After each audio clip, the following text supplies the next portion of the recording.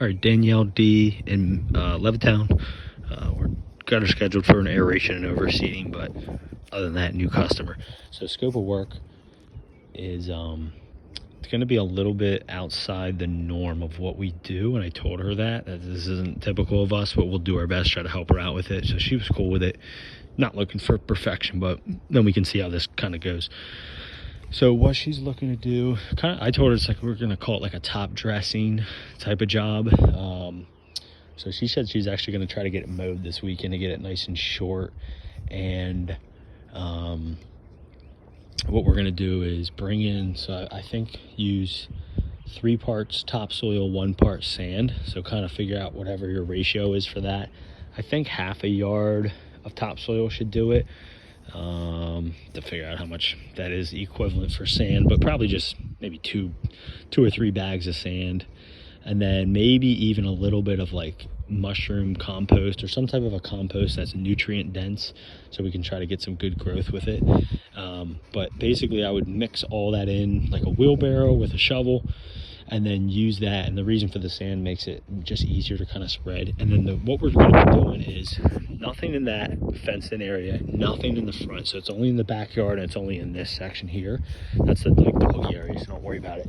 But what we'll do is start over here, and it seems like most of the concern is around the fire pit, kind of in this area. You'll feel it, but she's just got like a really lumpy yard, I would say. So it's not that she's looking for it to be completely level. She really just wants like the lumpy like divots throughout the lawn kind of filled in a little bit. So if she mows it short, actually you'll probably be able to even see better. But basically what we'll do is make sure you have that wide aluminum landscape rake. You'll definitely want that. And then once you get your mix together, kind of walk through the yard with a shovel and the wheelbarrow and just spot out anywhere where you feel like a divot.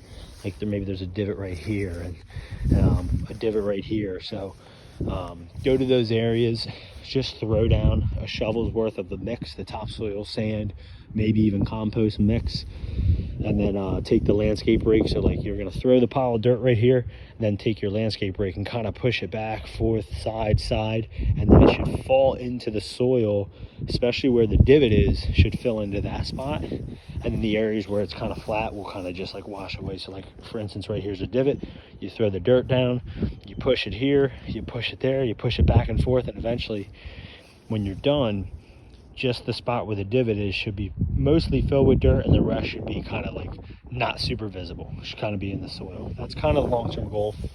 And then when you're done, go through all the spots where you see considerable amount of like the dirt or whatever, sprinkle in some seed and starter fert. So you're going to basically repeat that process throughout the entire yard, kind of just walking around, using your best judgment. If you even feel like it's so-so there, just throw a little bit down. And as you slide that landscape rake, it'll actually kind of make it more visible of where it's flat or not flat. And that landscape rake is super wide. You don't want to use just a regular rake, because the wideness of that rake is what will make it like more level to the area as it goes over the area. A little tiny rake won't really do it justice. You'll just be moving it around, whereas the landscape rake will make it fall into the holes, if that makes sense. You know, like right here is a really good divot. You threw down some dirt right here, you just slide it over, it should just be filled in that spot. So any questions, you give me a call, but that's the general consensus of it. Take your time with it. Try to really go over the yard pretty good, all the spots you can. Get that seed and starter fert down, and that's it.